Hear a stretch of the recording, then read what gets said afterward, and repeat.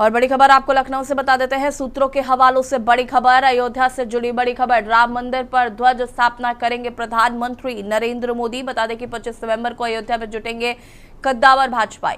प्राण प्रतिष्ठा की तर्ज पर होगा भव्य कार्यक्रम। ध्वज स्थापना के बाद भाजपा शुरू करेगी अभियान। होगी दुनिया की सबसे बड़ी स्काउट गाइड की जम्बूरी में शामिल होंगे 35,000 से अधिक स्काउट गाइड। विकसित उत्तर प्रदेश का दिया जाएगा संदेश। बता दें कि आयोजन के लिए पहुंच चुके हैं 50 लाख से अधिक सुझाव।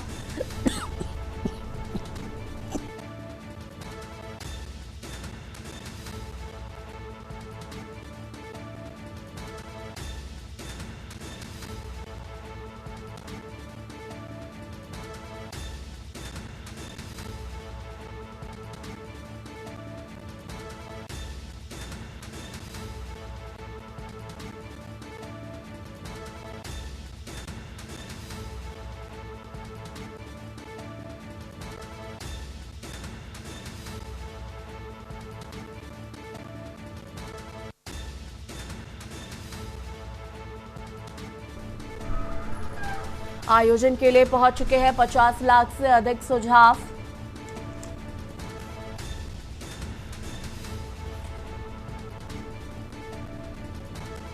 सूत्रों के हवाले से अयोध्या से जुड़ी बड़ी खबर।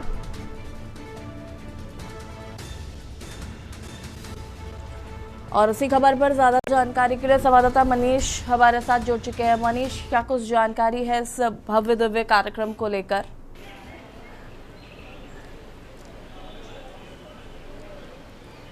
जी बिल्कुल, जिस प्रकार देखा जाए भारतीय जनता पार्टी और उत्तर प्रदेश सरकार के द्वारा जो है एक भव्य कार्यक्रम जो है प्राण प्रतिष्ठा के तौर पे देखने को मिला था, उसी के तर्ज पर जो है 25 नवंबर की एक तैयारी की जा रही है, जिसके चलते जो है उत्तर प्रदेश सरकार के द्वारा ये एक तैयारी का रखा गया है, क्योंकि इसमें सबसे बड़ी वजह ये है कि 50 लाख से भी ज़्यादा लोग जो है जिन्होंने पोर्टल के माध्यम से एक भव्य कार्यक्रम कराने की उनके द्वारा अपील की गई है। इसी के बिना पर जो है ये अपील को स्वीकार करते हुए भव्य कार्यक्रम करने की बात रखी जा रही है, शुरुआत की जा रही है। जो माना जा रहा है कि आज उत्तर प्रदेश के मुख्यमंत्री योगी आदित्यनाथ आज दिल्ली में हैं और दिल्ली में प्रधानमंत्री से मुलाकात करेंगे और जिस प्रकार से जो ग्रेटर नोएडा का एयरपोर्ट है उसके उद्घाटन के लिए उनसे चर्चा करेंगे। 25 तारीख के इस प्रोग्राम के लिए, 25 नवंबर के इस प्रोग्राम के लिए भी उनके द्वारा जो है प्रधानमंत्री से चर्चा की जाएगी।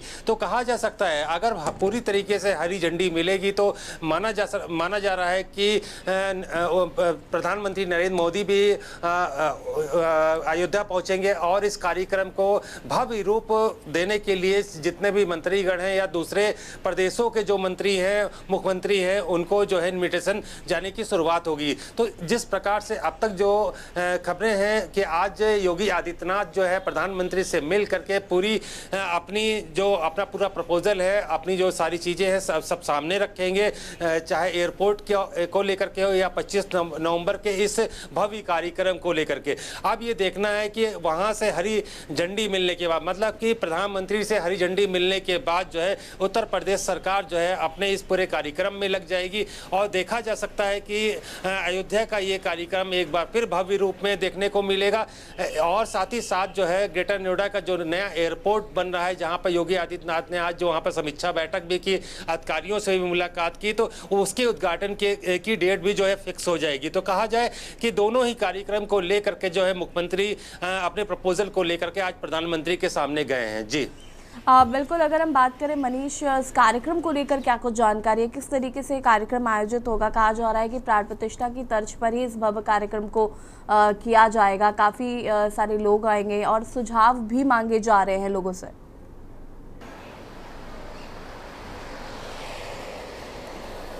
जी बिल्कुल, अगर सुझाव के तौर पे देखें तो पोर्टल पर करीब 50 लाख से भी ज़्यादा लोगों ने जो है अपने सुझाव दिए हैं और इस भव्य कार्यक्रम की कराने को लेकर के जो है करीब 50 लाख उत्तर प्रदेश की ये जनता जो है अपने मुख्यमंत्री के पोर्टल पर सुझाव के तौर पे कह चुकी। इसी के बिना पर जो है पहले भी ये कार्यक्रम होना था, लेकिन इसको किस भव्य रूप में बनाने की बात उस वक्त सामने आई जब 50 लाख से भी ज़्यादा लोगों ने पोर्टल में इसको स्वीकारा और भव्य रूप देने के लिए कहा गया। तो इसी के तर्ज पर जो है सरकार ने जो है ये पहल की है। आज जो माना जा रहा है कि अगर ये प्रोग्राम पूरी तरीके भव्य रूप में देखने को मिलेगा तो प्राण प्रतिष्ठा का जो देखा गया था जब, तो उसी के तर्ज पर ये पूरी तरीके से 25 नवंबर का ये कार्यक्रम होगा, जिसमें सांस्कृतिक कार्यक्रम से लेकर के जो है प्रधानमंत्री से लेकर के जो है जितने भी मंत्रीगण हैं उत्तर प्रदेश के या बाकी अन्य राज्यों के मुख्यमंत्री और साथ ही मंत्रीगण हैं उनको फिर इनविटेशन जाएगा। तो कहा जाए हरी झंडी की बात है, आज हरी झंडी जिस प्रकार से मिलती है प्रधानमंत्री जी के द्वारा, तो उसी के तर्ज पर जो है आगे की जो रणनीति जो है उत्तर प्रदेश सरकार बनाएगी। और जो 25 नवंबर के कार्यक्रम की जो तैयारी की बात की जा रही है कि उसको भव्य रूप में देने के लिए हर प्रकार से जो है रणनीति बनाते हुए इस कार्यक्रम को कराया जाएगा। जी मनीष, शुक्रिया आपका जानकारी साझा करने के लिए। और बता दें कि राम मंदिर पर ध्वज स्थापना करेंगे प्रधानमंत्री नरेंद्र मोदी। जमुई में शामिल होंगे 35,000 से अधिक स्काउट। विकसित उत्तर प्रदेश का दिया जाएगा संदेश।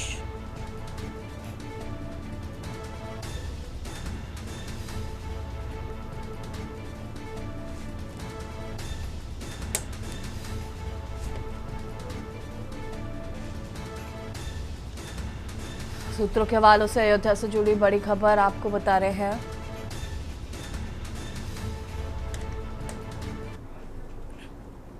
लखनऊ से खबर आपको बता देते हैं। मुख्यमंत्री योगी आदित्यनाथ ने छठ पर्व पर दी हार्दिक शुभकामनाएं। व्रती महिलाओं और बहनों को योगी आदित्यनाथ ने शुभकामनाएं दी हैं। उन्होंने कहा कि रउआ सब पर छठी मैया की कृपा बनल रहे। व्रती माताओं और बहनों को योगी की विशेष मंगल कामना।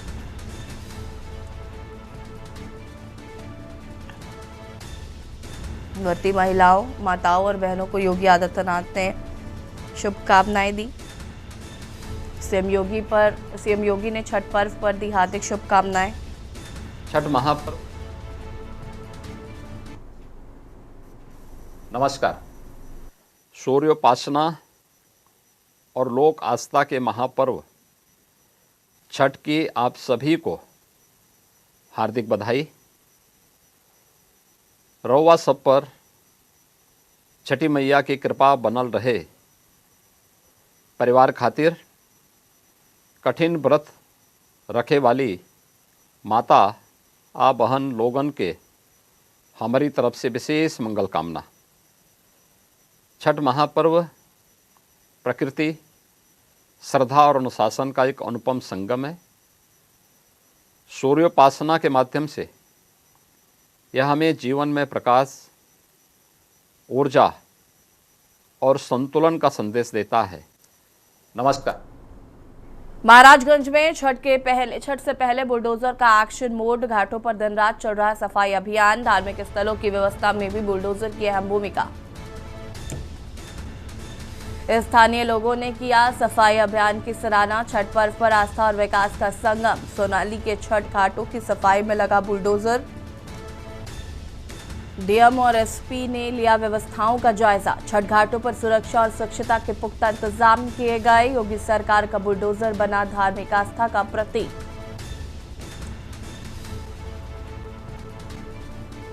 भारत नेपाल सीमा पर भी छठ की तैयारियों में जुटा प्रशासन। जन सहयोग से मिल रही है सफाई अभियान को रफ्तार। छठ पर्व पर स्वच्छता और सुरक्षा की मिसाल बना महाराजगंज।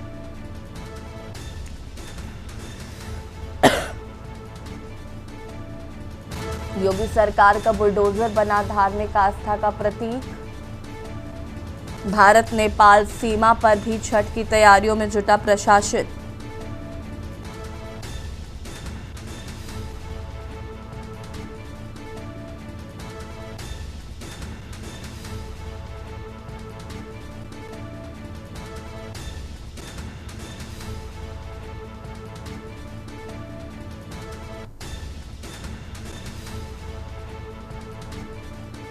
घाटों पर दिन रात चल रहा सफाई अभियान। धार्मिक स्थलों की व्यवस्था में भी बुलडोजर की भूमिका।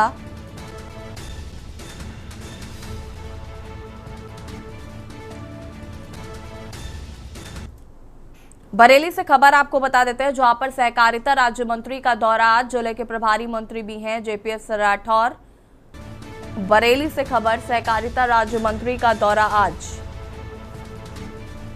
जिले के प्रभारी मंत्री भी हैं जेपीएस राठौर, रामपुर से चलकर पहुंच रहे हैं राज्य मंत्री। भाजपा जिला कार्यालय पहुंचेंगे सहकारिता मंत्री, जिला भाजपा की कार्य योजना बैठक में होंगे शामिल। शाम 4 बजे मीडिया कर्मियों से मुखातिब होंगे मंत्री, भाजपा जिलाध्यक्ष सोमपाल शर्मा भी शामिल रहेंगे। आंवला के जिलाध्यक्ष एपी सिंह बैठक में मौजूद रहेंगे, महानगर अध्यक्ष अधीर सक्सेना भी रहेंगे शामिल।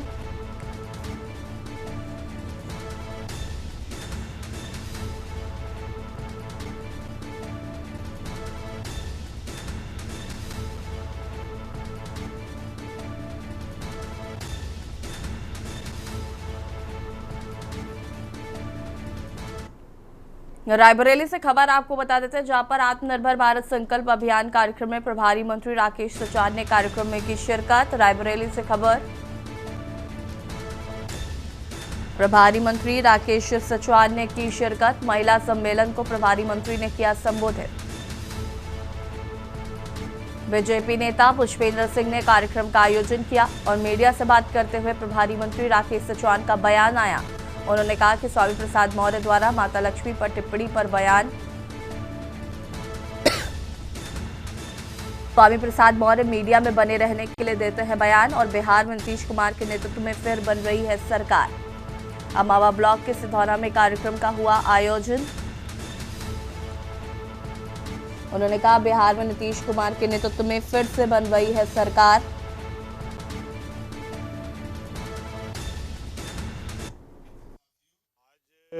महिला सम्मेलन का आयोजन हमारे रायबरेली में ये किया गया, जो आत्मनिर्भर भारत की परिकल्पना को लेकर के आधी आबादी को कैसे आगे बढ़ाया जाए और किस तरह से हमारी डबल इंजन की सरकार तमाम सारी जो महिला सशक्तिकरण के लिए योजनाएं चला रही है, उन योजनाओं से चाहे मिशन शक्ति हो, चाहे हमारी स्वयं सहायता समूह के गठन हो, इन सारे योजनाओं से आज डबल इंजन की सरकार है, जिनसे बहुत सारा लाभ हमारी महिलाओं को मिल रहा है।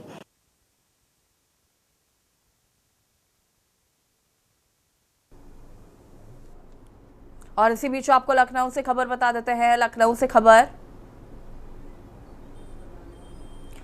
खबर आपको बता रहे हैं, जहां पर पुलिस पर हुआ जानलेवा हमला। लखनऊ से खबर आपको बता रहे हैं, पुलिस पर हुआ जानलेवा हमला। हमले में दर्जन भर पुलिसकर्मी घायल। बड़ी खबर आपको लखनऊ से बता रहे हैं, जहां पर पुलिस पर हुआ जानलेवा हमला। सुशांत गोल्ड सिटी थाने में पुलिस पर हमला। हिरासत में लिए गए आरोपी को छोड़ने के बाद हुआ बवाल। आक्रोशित लोगों ने थाने में पुलिस पर किया हमला। बड़ी खबर आपको लखनऊ से बता रहे हैं, जहां पर वरिष्ठ अधिकारी और कई थानों की फोर्स मौके पर। गेस्ट हाउस में युवक की लाश मिलने के ये मामला था। परिजनों ने युवक की हत्या का लगाया था आरोप। लखनऊ से खबर, जहां पर पुलिस पर हुआ जानलेवा हमला।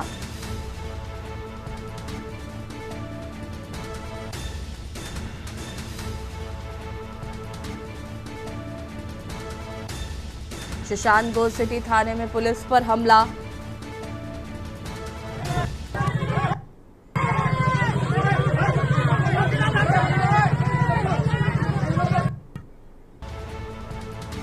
हिरासत में लिए गए आदमी को छोड़ने पर ये हंगामा किया गया है। पुलिस पर जानलेवा हमला करने की कोशिश।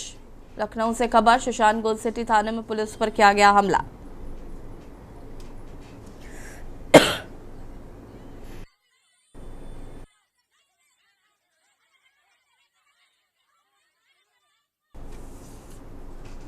बरेली से खबर, बरेली में 41 अवैध मकानों पर चलेगा बुलडोजर। बता दें कि 15 दिन पहले जारी हुआ था खाली करने का नोटिस। बरेली से खबर, जहां पर 41 अवैध मकानों पर चलेगा बुलडोजर। 15 दिन पहले जारी हुआ था खाली करने का नोटिस।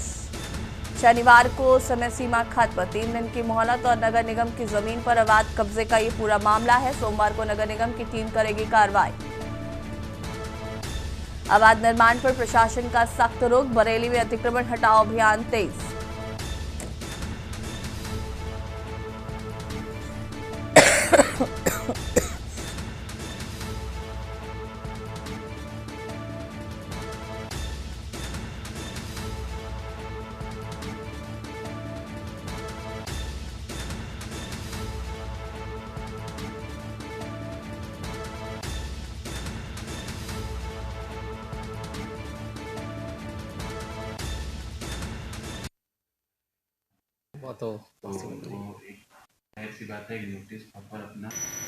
बरेली शहर के अंतर्गत डेलापीर तालाब है तथा शाहबाद में प्राथमिक विद्यालय और नगर निगम की ज़मीन थी। वहाँ दोनों ही जगह 15 दिन का नोटिस दिया गया था। डेलापीर पे लगभग 10 से 12 घर हैं और शाहबाद में लगभग 27 घर हैं जिनको 15 दिन का नोटिस दिया गया था अपना पक्ष प्रस्तुत करने के लिए, अगर स्वामित्व के संबंध में उनके पास कोई डॉक्यूमेंट्स है तो। इसके अभी तक नगर निगम कार्यालय में आज 15 दिन लगभग व्यतीत हो गए हैं और कोई भी उनके द्वारा अपना पक्ष प्रस्तुत नहीं किया गया, ना ही रिटर्न में कोई यहाँ पे।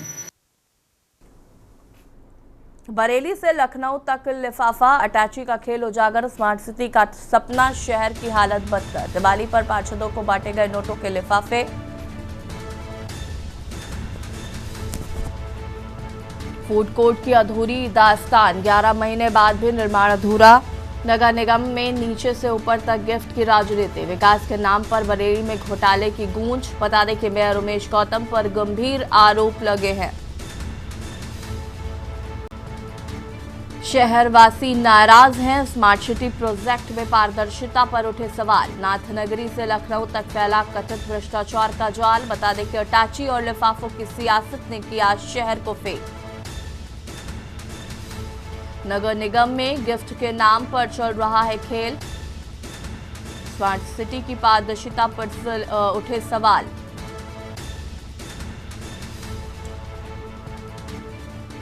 नाथनगरी से लखनऊ तक फैला कथित भ्रष्टाचार का जाल। अटैची और लिफाफों की सियासत ने किया शहर को फेल।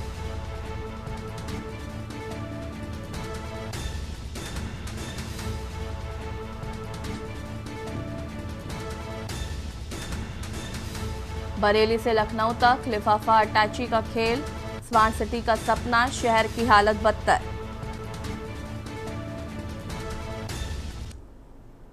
चंडीगढ़ से खबर आपको बता देते हैं, जहां पर मंदिरों पर लिखा गया आई लव मोहम्मद। बुलागड़ी भगवानपुर में मंदिरों पर लिखा गया आई लव मोहम्मद। मौके पर ग्रामीणों और करनी सेना की भीड़ जुटी। बुलागड़ी भगवानपुर में मंदिरों पर लिखा गया आई लव मोहम्मद। अलीगढ़ के माहौल को बिगाड़ने की हो रही है कोशिश। लोधा थाना इलाके के गांव बुलागड़ी भगवानपुर का ये पूरा मामला बताया जा रहा है, जहां पर मंदिर में लिखा गया आई लव मोहम्मद।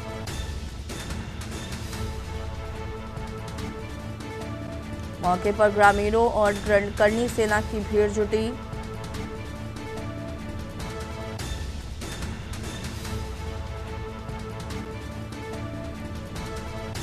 लोधा थाना इलाके के गांव बुलागड़ी भगवानपुर का ये पूरा मामला बताया जा रहा है।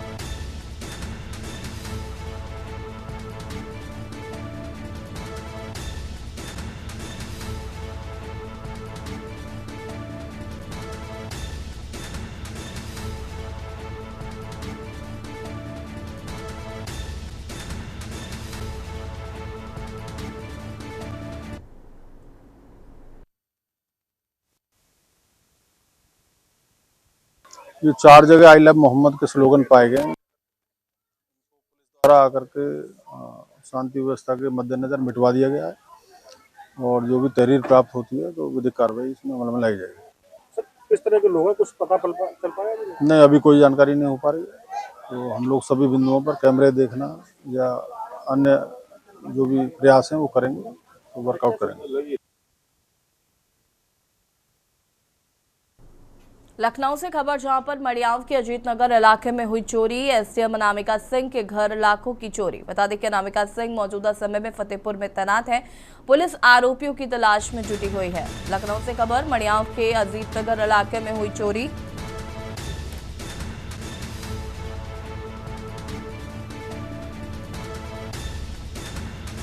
अनामिका सिंह मौजूदा समय में फतेहपुर में है तैनात।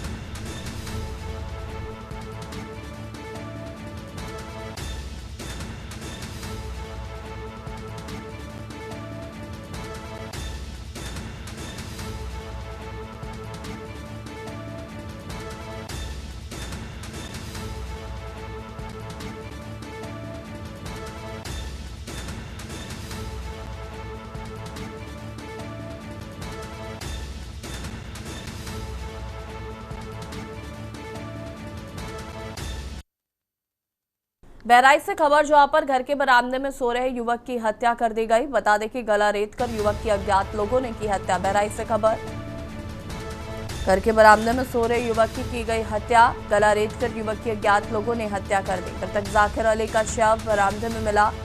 मौके पर पहुंची खैरीघाट पुलिस फिलहाल मामले की जांच पड़ताल में जुटी हुई है। खैरीघाट थाना क्षेत्र के अलीनगर कला गांव की घटना बताई जा रही।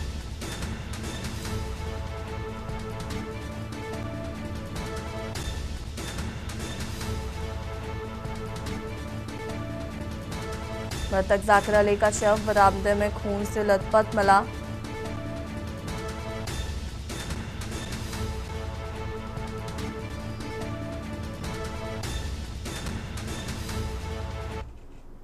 कानपुर से खबर, जहां पर चोरों ने लाखों की संपत्ति उड़ाई। विधवा के मकान को बनाया निशाना। 10 दिन पहले अपनी ससुराल गई थी महिला।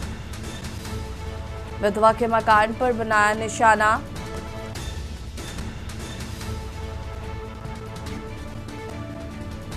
दस दिन पहले ससुराल गई थी महिला। दिल्ली में है पीड़ित महिला की ससुराल और घर लौटने पर कमरे का टूटा मिला ताला।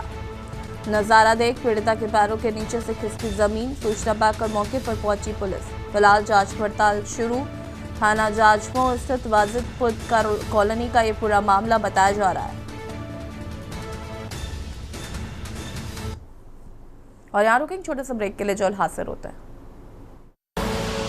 आप देख रहे हैं के न्यूज, खबरों का सारथी।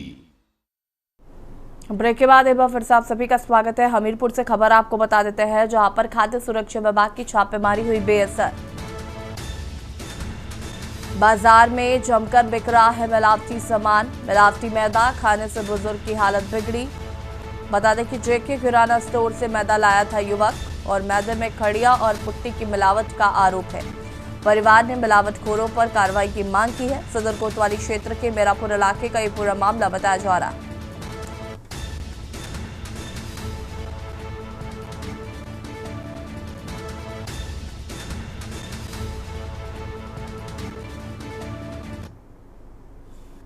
भाई दूज के दिन मैदा लेने के लिए जेके किराना स्टोर गए। वहाँ पे पता नहीं किस प्रकार का मैदा मिला। उसमें कुछ मिला हुआ है खड़िया जैसा, पुट्टी की तरह, ककड़ीला जैसा, और उसका हमने भटूरा बनाया, जिसका 2 भटूरा हमने पहले बाबा को दे दिया। हम लोगों ने ध्यान नहीं दिया और उन्हें खा लिया, जिससे उनकी तबीयत खराब है। और एक फिर हम लोगों ने बाद में टेस्ट किया तो उसका स्वाद बिल्कुल मिट्टी जैसा, तो हम लोगों ने फेंक दिया। उसका फेंकने के बाद भी उसको कुत्तों ने तक नहीं खाया। वो ऐसा हो गया है कि पत्थर बन गया है वो। क्या चाहते हैं आप? हम जेके किराना पे कार्रवाई की मांग चाहते हैं। कानपुर से खबर, जहां पर बच्ची को छेड़ रहे लेबर को पकड़ा। लोगों ने पिटाई कर आरोपी को पुलिस को सौंपा। बच्ची के रोने की आवाज सुनकर पहुंचे थे पड़ोसी। कानपुर से खबर आपको बता रहे हैं, लोगों ने पिटाई कर आरोपी को पुलिस को सौंप दिया है। आरोपी की पिटाई का मामला सीसीटीवी में हुआ कैद। सेन पश्चिम पारा थाना क्षेत्र के गंगापुर का ही पूरा मामला बताया जा रहा है।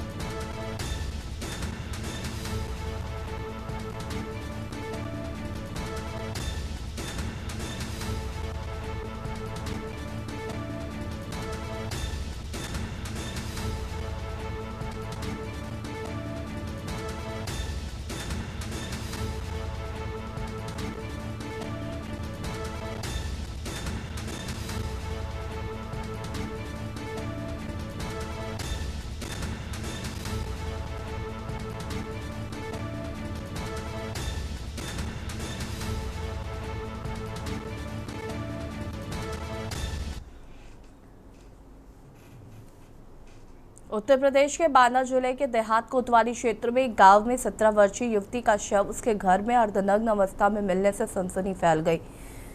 शव के मुंह में कपड़ा ठूसा था और गले में फंदा लगा हुआ था, जिससे प्रथम दृष्टया दुष्कर्म के बाद हत्या की आशंका जताई जा रही है।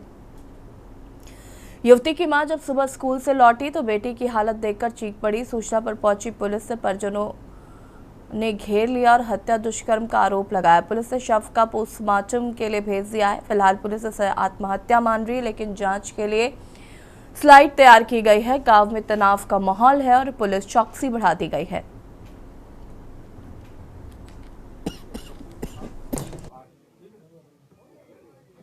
हमने देखा है, पहले हम सगले यार ढूंढत रहे लड़की को, हमारी लड़की नहीं मिल रही थी। हमने दरवाजा खोल के देखा, वहाँ पड़ी थी हमारी लड़की। किस हालत में थी? किस हालत थी? पड़ी गई, उसके मुंह में कपड़ा रहा है, हमने कपड़ा हटा दिया।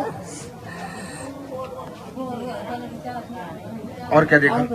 और कपड़ा पहले नहीं रही, पूरे कपड़ा भी वो के अंदर में नहीं रहे, यहाँ सब ऐसे उंगार रही थी। कोतवाली देहात क्षेत्र के लुकतरा गांव में एक सूचना प्राप्त हुई कि एक 17 साल की लड़की ने अपने आप को फांसी लगा दी है। सूचना प्राप्त होते ही मौके पर फील्ड यूनिट पहुंची और अधिकारियों द्वारा भी मौका मुआयना कर लिया गया है। पीएम की कार्रवाई पैनल के द्वारा वीडियोग्राफी के साथ की जाएगी और आगे की विधिक कार्रवाई के लिए जांच की जा रही है। साक्ष्य और सत्यता के आधार पर आगे की कार्रवाई की जाएगी।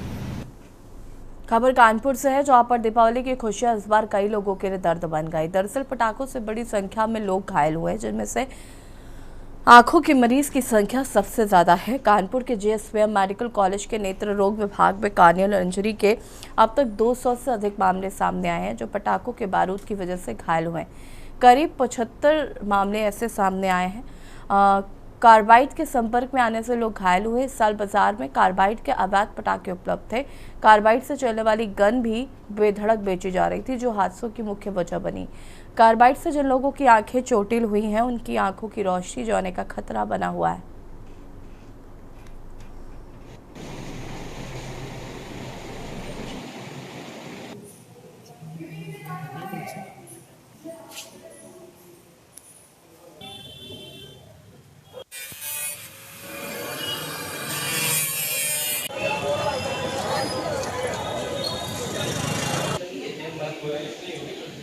ऐसे रख के दीवार में छुटा रहे थे, उसमें जैसे कि माचिस लगाए वो तुरंत छूट गया है, हटने का मौका ही नहीं मिला, सीधे आंख में आ गया।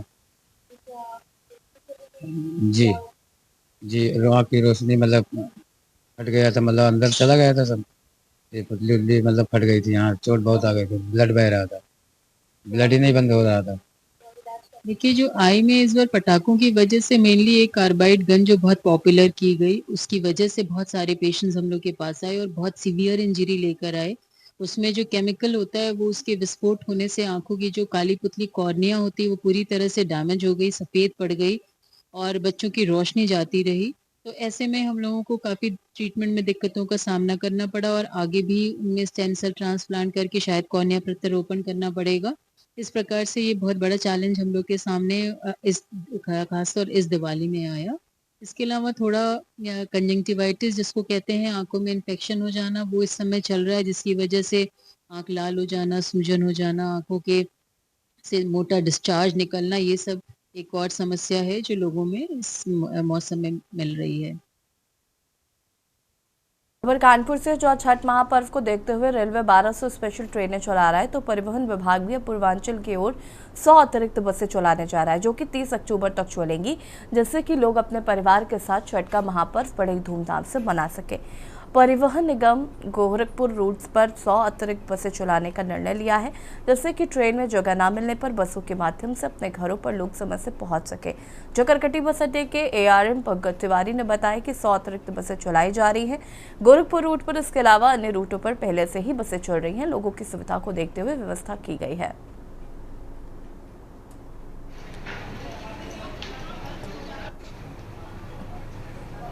दिल्ली रूट की बसें सब दिल्ली रूट पर लगी हैं।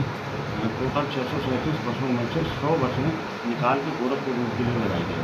तो क्या भीड़ है, कितनी भीड़ आपको देखने मिली इस वक्त यहाँ पर? नहीं, भीड़ सही निकल रही है, बसें निकल रही हैं। तो स्पेशल जो बसें चलाई जा रही है इसका कुछ किराया भी बढ़ाया गया है या कुछ? नहीं, किराया नहीं, वही उसी फेयर पर चलेंगे, उसी किराए पर चलेंगे। सर भीड़ को देखते हुए कोई स्थान बनाए गए हैं क्या उनको रुकने के लिए? यात्रियों के लिए काफी भीड़ हो जाएगी। यात्रियों को रुकने के लिए बना तो है यात्री सेंटर किनारे, जी नगर निगम द्वारा बनाया गया है। बाकी हमारी तरफ से पेयजल व्यवस्था सब सुनिश्चित कराई गई है, पुलिस सुरक्षा की व्यवस्था सुनिश्चित कराई गई है। तो चालक हैं होते हैं सर, क्या छठ पर्व में उनकी छुट्टियां कैंसिल हो जाएंगी? हाँ, सबकी छुट्टियां कैंसिल। कब तक की छुट्टियां कैंसिल हैं? 30 तारीख तक। पर्व को देखते हुए जहां रेलवे 1200 स्पेशल ट्रेनें चला रहा है तो वहीं उत्तर प्रदेश परिवहन निगम भी 100 अतिरिक्त बसें चला रहा है। मैं इस समय खड़ा हूँ कानपुर के झकरगटी बस अड्डे पे। मैं आपको दिखाना चाहूंगा ये कानपुर का झकरगटी बस अड्डा है। 100 अतिरिक्त बसें चल रही हैं जो बस देवरिया, गोरखपुर, बस्ती, प्रतापगढ़ और बनारस होते हुए शहर जाएंगी। वहीं यात्रियों का विशेष ध्यान उत्तर प्रदेश परिवहन निगम भी रख रहा है। सारी सुविधाएं कानपुर के झकरगट्टी बस अड्डे में उनको रुकने से लेकर उनके खान पान की व्यवस्था बस अड्डे की तरफ से रखी गई। किसी प्रकार की कोई उन्हें दिक्कत ना हो उनको देखते हुए 100 अतिरिक्त बसें चलाई जा रही है जो कि यात्री अपने कर्तव्य स्थान पर पहुंच सके और छठ पर्व बड़ी धूमधाम से अपने परिवार के साथ मना सके। कानपुर से के न्यूज से मोहित पांडे, कानपुर। खबर कानपुर से। कानपुर शहर के कलेक्टरगंज थाना क्षेत्र में शनिवार को सुबह हड़कंप मच गया जब कई दिनों से लापता एक बुजुर्ग का शव संदिग्ध परिस्थितियों में बरामद हुआ। शव की पहचान सरफराज और फनू के रूप में हुई है जो पेशे से रिक्शा चलाने का काम करता था। इलाके में शव मिलने की खबर फैलते स्थानीय लोगों की भारी भीड़ जमा हो गई। पूरे क्षेत्र में सनसनी फैल गई। मिली जानकारी के मुताबिक सरफराज कई दिनों से लापता था। शनिवार को पुलिस को सूचना मिली कि एक अज्ञात शव पड़ा है। मौके पर पहुंची पुलिस ने शव की पहचान सरफराज के रूप में की है। पुलिस ने तुरंत शव को कब्जे में लेकर पोस्टमार्टम के लिए भेज दिया है।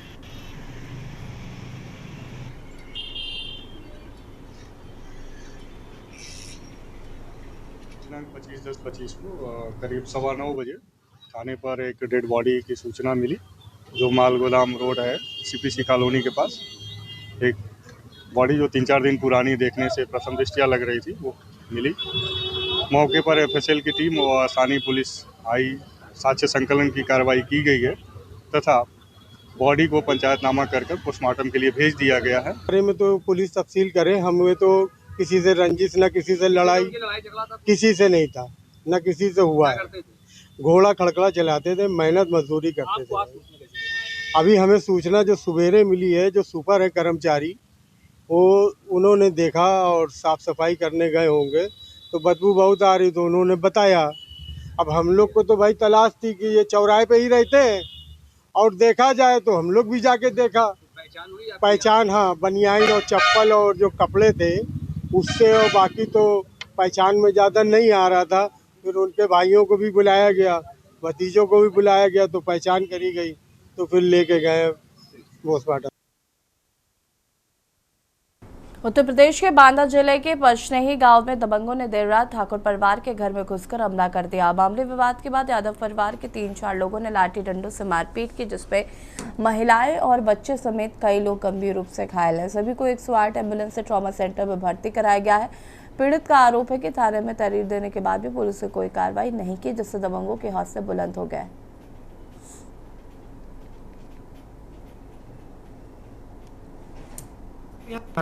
कुछ मामले आए हैं जिनमें कुछ लोग घायल आए हैं। अभी 112 की गाड़ी से पुलिस कर्मियों के साथ यहीं के रहने वाले जय सिंह, कुशल बाबू और कुलदीप सिंह उनको लाया गया है जिनको मारपीट के दौरान चोटें आई हैं, जिनमें से कुशल बाबू को भर्ती करके इलाज किया जा रहा है। बाकी 2 लोगों को प्राथमिक उपचार दिया गया है और अभी मेडिकल लीगल परीक्षण किया गया है। कुशल बाबू की हालत कैसी है? अभी इस तरह कैसे हुआ है? जोतरिया मध्य में हम दूसरे से सोनू सिंह से हमारा झगड़ा हुआ था। हम तो इन्होंने कल रपट किया था, दरोगा जी गए थे तो हम भी गए रपट किया। दरोगा जी ने कोई एक्शन नहीं लिया, इनके खिलाफ पार्टी से पैसा लेके चले। अगर एक्शन ले लिए होते तो झगड़ा नहीं होता हमारा। कौन कौन लोग थे जो उन्होंने मारा है? टिटुआ यादव, सनाब बंसी, बच्चू यादव, सनाब बंसी और बांदा चलाया था। दिन में जो हमारी मीटिंग होती है कुछ भारतीय किसान यूनियन का मंडल सचिव हूँ। थाने में मैं बैठा रहा, पता चला दरोगा जी से मैंने एसओ साहब से मैंने बताया पूरी बात। तो एसओ साहब चौतरिया के माध्यम से लोगों को जो है पारिवारिक लोग लड़ाई कर रहे हैं उसमें 160 का थी कि मैं पचने ही जा रहा हूँ। इन लोगों ने एप्लीकेशन प्रिंट करे थे, मुझसे कोई मतलब नहीं था। अचानक मैं शाम के टाइम बांदा से पहुँचा, मैं 6 बजे करीब। मैंने कहा दुकान गाँव भीतर थोड़ा सा चला गया, तो लोगों ने बोला पंचायत में बर्मों की वो था, तो मोहम्मद में चला गया तो पंचायत में। उसके बाद मैं गांव भीतर से सिंदूरी लेकर के आया, तो ये लोग घर में चढ़े, जो है अंदर घुसे, लड़का बच्चों को, महिलाओं को सबको लाठी, कुल्हारा, बल्लम, भाला, जो जैसा कुछ पाए फरसा वगैरह से मारने लगे थे। मैंने थाना कोतवाली देहात क्षेत्र के ग्राम पेचनी से सूचना प्राप्त हुई कि 2 पक्षों के बीच दारू के नशे में मारपीट हो गई है। सूचना प्राप्त होते ही थाने की फोर्स और अधिकारियों द्वारा मौके का मुआयना किया गया और मजरूरों को तत्काल अस्पताल पहुंचा दिया गया और उनका उपचार कराया जा रहा है। अब उनकी हालत स्टेबल है। साथ ही जो लोग इस विवाद में आक्रामक हुए थे, उन लोगों को हिरासत में लेने के लिए भी टीम्स गठित कर दी गई हैं। सिंपल इंजरीज ही आई हैं और अभी मौके पर शांति व्यवस्था भी बनी हुई है और आगे की प्रक्रिया जारी है, जिसमें कि धैर्य प्राप्त कर समीचीन धाराओं में अभियोग भी पंजीकृत किया जाएगा। हरियाणा के मुख्यमंत्री नायब सिंह सैनी की अध्यक्षता में एक उच्च स्तरीय बैठक आयोजित की गई, जिसमें मुख्य सचिव अनुराग रस्तोगी, मुख्यमंत्री के प्रधान सचिव राजेश खुल्लर, गृह विभाग के अतिरिक्त मुख्य सचिव doctor Sumita Mishra, DGP OP Singh सहित कई वरिष्ठ अधिकारी शामिल हुए। बैठक में सभी जिलों के उपायुक्त और पुलिस अधीक्षक वर्चुअल माध्यम से जुड़े। बैठक का मुख्य एजेंडा सरदार वल्लभ भाई पटेल की 150वीं जयंती और रन फॉर यूनिटी कार्यक्रम की तैयारियों पर रहा।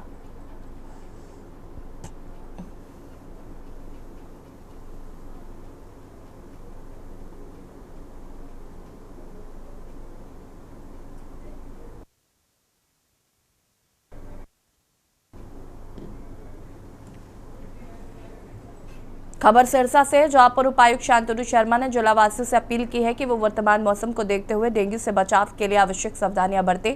डेंगू से बचाव का सबसे प्रभावी तरीका यह है कि घर और आसपास कहीं भी पानी जमा न होने दें।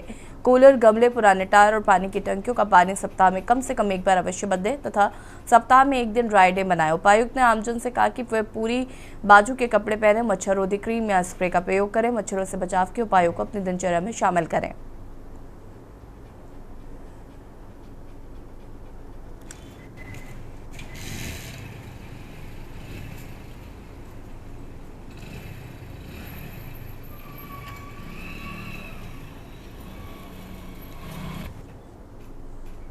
खबर यमुनानगर से, जो जगाधरी रेलवे स्टेशन पर छठ पूजा के मद्देनजर आज की रेलवे सुरक्षा व्यवस्था कड़ी कर दी गई है। पुलिस इंचार्ज श्याम सिंह के नेतृत्व में बोधराज, एसआई राजेंद्र कुमार, राकेश कुमार, संजीव कुमार, रजनी देवी सहित टीम ने यात्रियों के सामान की सघन जांच शुरू की। अभियान का उद्देश्य त्योहार के दौरान भीड़ का फायदा उठाकर नशीले पदार्थ की तस्करी और लूटपाट जैसी घटनाओं को रोकना है। पुलिस ने यात्रियों से अपील की है कि वो किसी अनजान व्यक्ति से खाने पीने का सामान ना ले और संदिग्ध गतिविधियों की सूचना तुरंत जीआरपी को दे।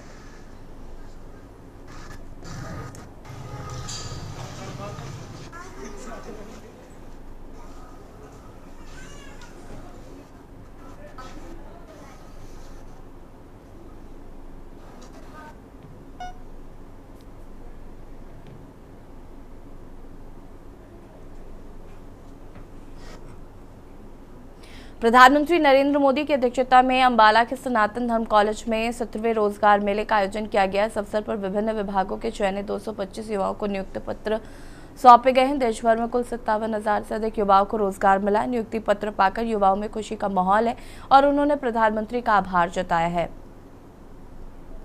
खबर सिरसा से, जहां फसलों के मित्र कीट बचाने की सोच के साथ आगे बढ़ने वाले गांव पोहड़ंका के निर्मल धालीवाल पराली प्रबंधन कर 40 लोगों को रोजगार दे रहे हैं। निर्मल धालीवाल ने वर्ष 2018 में पराली से गाठे बनाने की शुरुआत की और अब करीबन 8,000 एकड़ एरिया से पराली का प्रबंधन कर पशु चारे की किल्लत को दूर कर रहे हैं।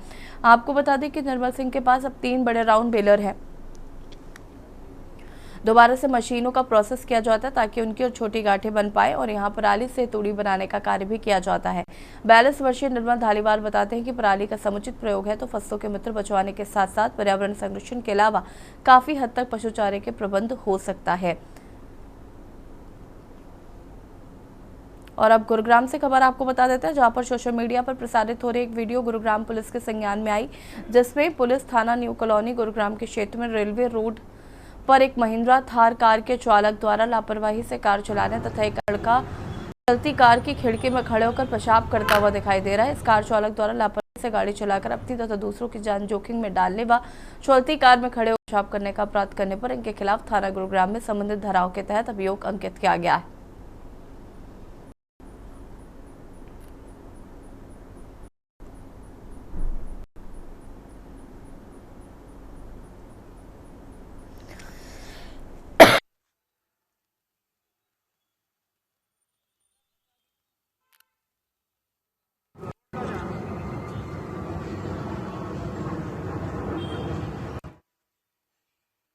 खबर महेंद्रगढ़ से, जहां पर अहिरवाल के दिग्गज नेता 6 बार के सांसद राव इंद्रजीत सिंह ने राजनीति से संन्यास के संकेत दिए हैं।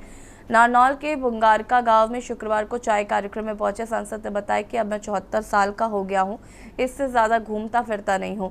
जबकि बेटी आरती राव राजनीति क्षेत्र में सक्रिय है, लोगों के बीच जा रही है। इससे मैं भी चाहता हूं कि राजनीति में युवा ज्यादा आए, इसलिए अधिक से अधिक युवाओं को टिकट दिलाने की सोचता हूं। बता दें कि भिवानी महेंद्रगढ़ से भाजपा सांसद धर्मवीर सिंह भी 17 अक्टूबर को कोई चुनाव न लड़ने की बात सार्वजनिक कर चुके हैं।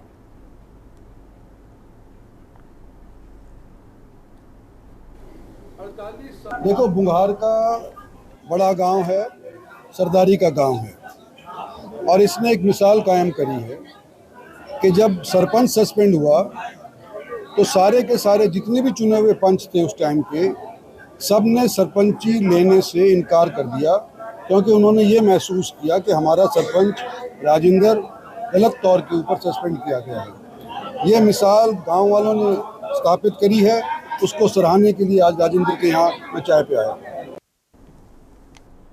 और इसी बीच आपको नोएडा से खबर बता देते हैं। नोएडा से खबर, अवैध शराब तस्करी करने वाले गिरोह का हुआ भांडाफोड़। तस्करी करने वाला आरोपी गिरफ्तार।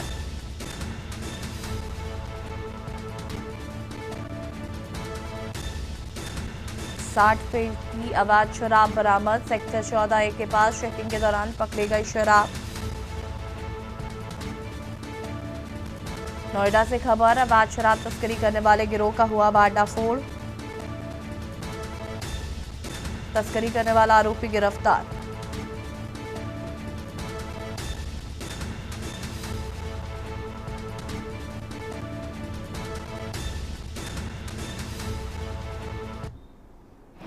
चौबीस 10/2025 को रात्रि में आबकारी विभाग एवं थाना फेज 1 पुलिस के द्वारा संयुक्त रूप से चेकिंग की जा रही थी। उसी समय दिल्ली से आता हुआ एक छोटा हाथी दिखाई पड़ा, जिसकी चेकिंग की गई तो उसमें 60 पेटी शराब बरामद हुई, जो कि दिल्ली से लाकर नोएडा में विभिन्न स्थानों पर खपाई जानी थी। पूछताछ करने पर स्पष्ट हुआ कि राजकुमार पुत्र नत्थीलाल, जो कि इस ऑटो को चला रहा था, वही इस ऑटो का मालिक भी है। उसके द्वारा शराब दिल्ली से लाकर नोएडा में विभिन्न स्थानों पर खपाई जानी थी। शराब की अनुमानित कीमत लगभग 5 लाख रुपए है। इसमें वाहन को जब्त किया गया है। अभियोग पंजीकृत कर अन्य आवश्यक वैधानिक कार्रवाई की जा रही है। खबर सांपला से है। रोहतक जिले के सांपला में हत्याकांड में आरोपी को जेल भेज दिया गया है। आपको बता दें कि छोटी दिवाली पर अपने चौचौ के लड़के की हत्या करने वाले आरोपी पवन को 3 दिन के लिए पुलिस रिमांड के बाद अदालत में पेश किया गया। कोर्ट ने आरोपी को 14 दिन की न्यायिक हिरासत में जेल भेजने के आदेश दिए हैं। पुलिस रिमांड के दौरान पूछताछ में आरोपी पवन ने बताया कि मृतक प्रदीप अक्सर उससे झगड़ा करता था, जिसके चलते उसने ये कदम उठाया।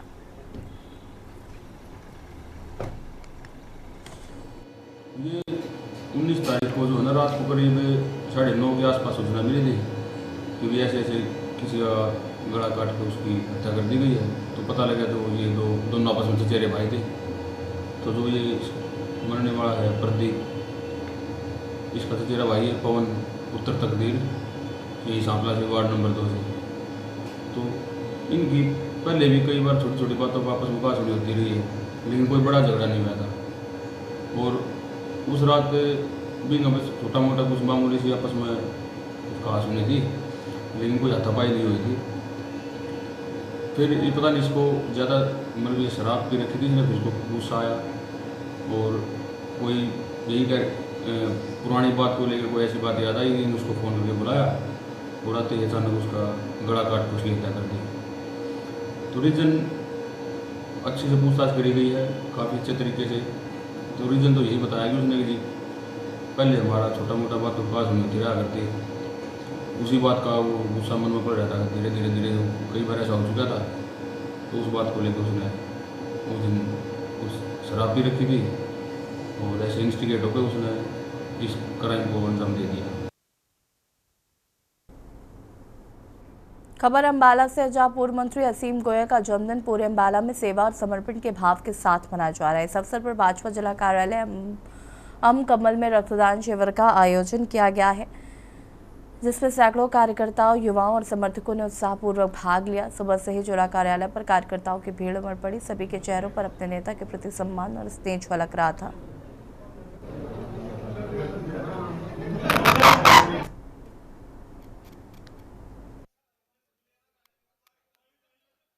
आज हमारे पूर्व माननीय मंत्री भाई असीम गोयल जी के जन्मदिवस के उपलक्ष्य पर आज अंबाला के सभी कार्यकर्ताओं द्वारा, समाजसेवी संस्थाओं द्वारा अलग अलग स्थानों पर भंडारे लगाए जा रहे हैं। और भारतीय जनता पार्टी जिला कार्यालय आम कमल के अंदर जो हमारे पूर्व मंत्री हैं, जिन्हें अंबाला के विकास पुरुष के नाम से जाना जाता है, उनके जन्मदिवस के उपलक्ष्य में आज ब्लड डोनेशन कैंप लगा करके आज, क्योंकि माननीय मंत्री जी जो हैं वो बिहार के चुनाव के अंदर जिनकी ड्यूटी लगी है, लेकिन फिर भी आज अंबाला भारतीय जनता पार्टी के सभी कार्यकर्ताओं में भारी उत्साह है। अलग अलग स्थानों पे सभी चौकों के ऊपर जो है भंडारे लगा करके आज उनका जन्मदिन मनाया जा रहा है। तो मैं आज अपनी तरफ से भारतीय जनता पार्टी जिला अंबाला के सभी कार्यकर्ताओं की तरफ से भाई असीम गोयल जी को उनके जन्मदिवस के उपलक्ष्य पर बहुत बहुत शुभकामनाएं देता हूँ। खबर अंबाला से, जहां बिहार चुनाव को लेकर इंडिया गठबंधन नेता तेजस्वी यादव के बयान पर हरियाणा के कैबिनेट मंत्री अनिल विज ने चुटकी ली।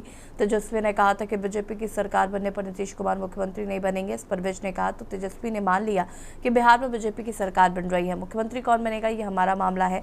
वहीं कांग्रेस के नवनियुक्त प्रदेश अध्यक्ष राव नरेंद्र पर भ्रष्टाचार के आरोप तय होने पर विज ने कांग्रेस पर तंज कसते हुए कहा, जिस पर जितने ज्यादा आरोप हो कांग्रेस उसे उतना बड़ा पद देती है। दिल्ली में महिलाओं को रात में काम करने की अनुमति पर भी विज ने कहा कि हरियाणा में भी ये प्रावधान लागू कर दिया गया है, कुछ शर्तों के साथ।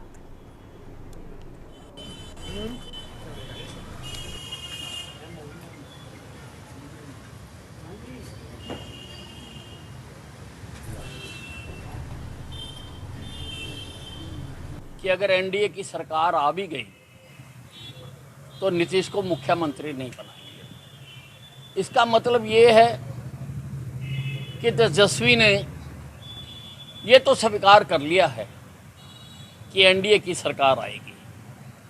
मुख्यमंत्री किसको बनाना है वो मामला हमारा है। और प्रधानमंत्री जी नरेंद्र मोदी जी और अमित शाह जी भी खुले मंचों से कह चुके हैं कि हमारी सरकार आएगी तो हम नीतीश को मुख्यमंत्री बनाएंगे। अब तेजस्वी को घर जाके सो जाना चाहिए। अंबाला छावनी के गणेश विहार में घर के बाहर खड़ी रिक्शा, मोटरसाइकिल और साइकिल को बदमाशों ने आग लगा दी। बदमाश बिना नंबर की एक्टिवा पर हेलमेट पहनकर आए थे ताकि उनकी पहचान ना हो सके। दोनों बदमाशों में एक के हाथ में पेट्रोल की कैन थी, जिससे उसने ई रिक्शा और घर के बाहर खड़ी एक्टिवा पर पेट्रोल छिड़का और दूसरे बदमाश ने माचिस की तीली जलाकर उसमें आग लगा दी। सीसीटीवी में आग की लपटें देखकर अंदाजा लगाया जा सकता है कि आग कितनी भयानक थी। फिलहाल पीड़ित परिवार ने इसकी शिकायत स्थानीय पुलिस को की है और आरोपियों को पकड़ने की मांग कर रहे हैं। बाकी 3 बजे 2 युवक मेरी ई रिक्शा पे और बाइक के पास आए। 5 लीटर की कैनी थी उनके हाथ में पेट्रोल की, जो कि उन्होंने पेट्रोल ई रिक्शा पे डाल के उसमें आग लगाई।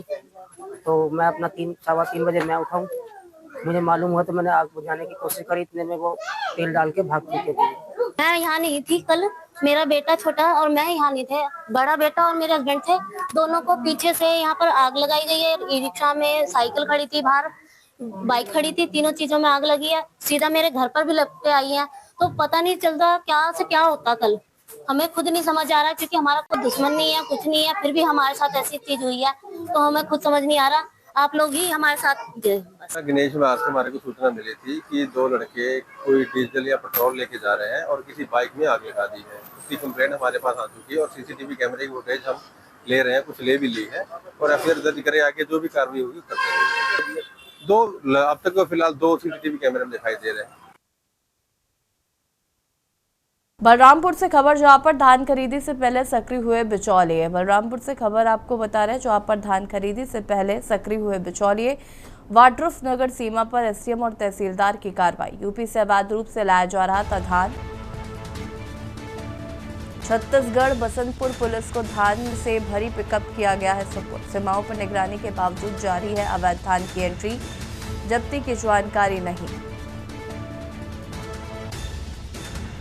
मंडी सचिव विभाग की कार्यप्रणाली पर उठे सवाल। खरीदी सीजन शुरू होने से पहले ही बिचौलियों की सक्रियता।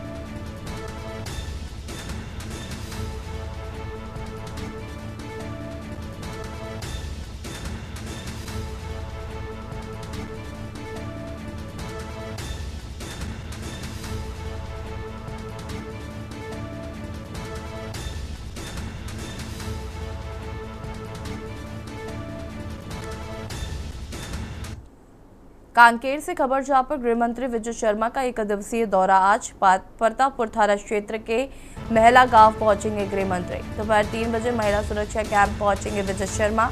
नक्सलियों को मुख्यधारा से जोड़ने की बनाएंगे रणनीति।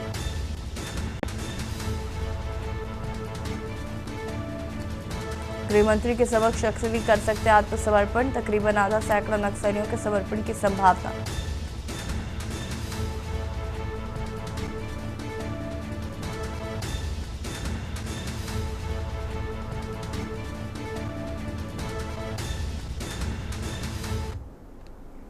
और अंबिकापुर से खबर जहां पर सोने मकान में चोरों का आतंक। नकदी जेवरात उड़ाए। तस्कर कार्यक्रम में गए परिजनों के घर का ताला तोड़ा।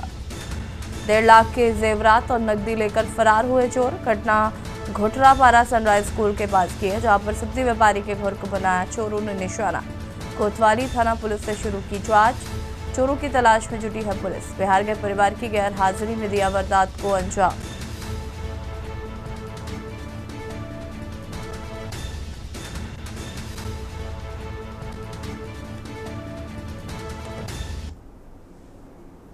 और देश की बात में फिलहाल इतना ही। देखते रहिए के न्यूज़ इंडिया। नमस्कार।